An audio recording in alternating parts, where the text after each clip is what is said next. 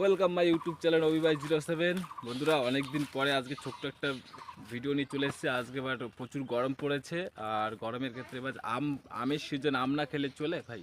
এখন বাগানের কাছে আম নিতে চলে এসেছি, আর এখানেই প্রচুর, বাড়িতে খুব গরম, তাই আমাদের মাঠের দিক চলে এসেছি। এই দেখো মাঠে এখানে সব কিছু রেডি, এইখানে সব কিছু কাসন্দ আছে, লঙ্কা, সব কিছু এখানে নিয়ে এসেছে। এখানে বেশি মাখাবো, আর এখানে প্রচুর ঠান্ডা আছে, আর আমি তো পুরো ঘেমে গেছি দেখো।